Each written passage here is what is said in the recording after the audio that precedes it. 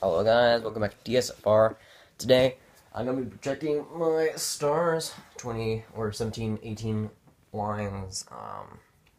Gonna go for the forwards, the defenseman, who I think will be scratched, who I think they'll add for the AHL this coming season, and the goalies and all that. So, to start out, I'm just gonna say that in my predictions list, I picked Dallas to go second.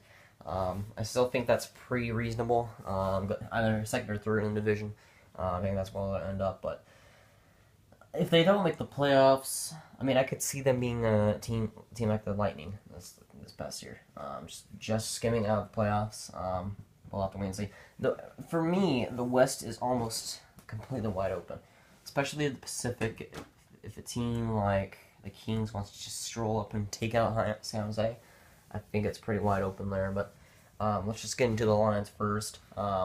It will be kind of controversial who I pick here, which I expect, really. I do expect that this will be a pretty controversial video, but the first line, I think that Janmark totally deserves to be on the first line.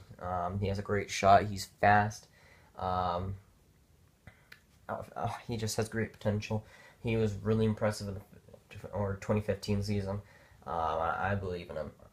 Sure, you could say the surgery might like hamper him.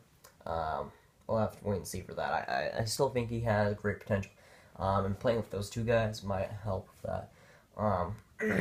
And why I don't put Ragel on the first line, I think they're going to take like a Pittsburgh approach with this, and try and spread out the star power on this team, putting Radulov, Spezza, and Hansel. You could say that Hansel gets in the center spot, the face-offs, but I don't know. I think Spezza has more of a face-off ability, but you could argue that, definitely. But that's a great second line, especially if Spezza has a bounce-back season, which I think he might, but again, that age might hurt him. So we'll have to wait and see for that, especially because I could see Spezza having another down year, and then it just keeps going down and down. But I think this is it's either this year or the next year that it's Spezza's last season with the contract, which will help tremendously. But I think that line will play really well. I think you can't go wrong with there at least. At the third line, I'm going complete skill on this one. Young talent. I got Shore, Fax, and Richie. Fax deserves to be a second line for center. You could definitely argue that. Fax was amazing in this past season with a team that couldn't score, couldn't do anything really. I mean, they could score at points, but it really wasn't common. People think that we were scoring and just letting in a lot of goals this past season. No, we weren't doing anything, nothing at all, which sucked. But Fax was another, but great shining line in that season, man. He was great. He really broke out in that season, and he deserves to be a second line forward. But I think that these two are better fit for the second line. But the third line, you kind of want to have that skill on that third line. Shore really impressed me with his speed. He has great offensive ability as well, playmaking ability. He'll be able to set up Fax for days, man.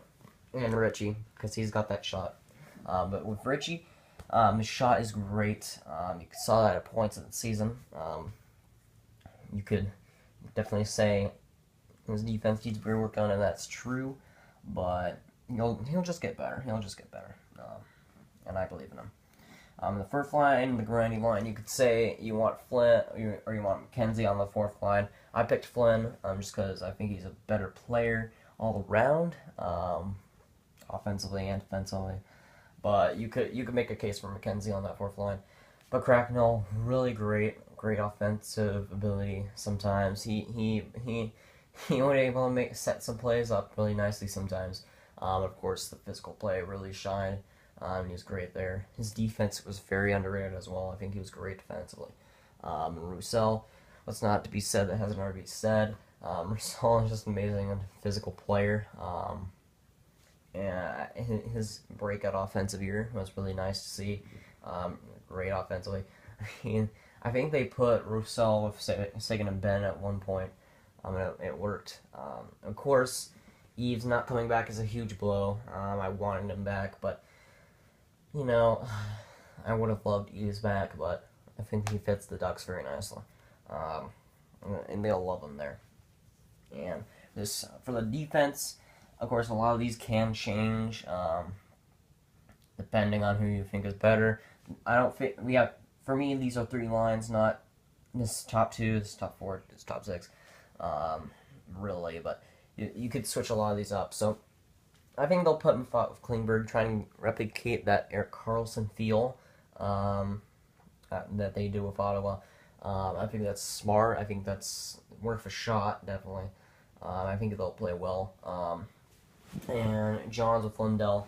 They're two different players, but I think they'll gel nicely. But I mean, Lindell brings the offense, John the physical ability, but Johns really needs to step up that defensive play because he was really bad with that down the stretch. In my eyes, he made some terrible defensive plays. Of course, the goaltending wouldn't stop it. But Lindell was actually very solid. I think he is a great top four defender. I think he's a great defenseman for any team out there, really. But for the top six, I got Ham Hughes. He doesn't. In my eyes, I don't think he deserves to be top four necessarily.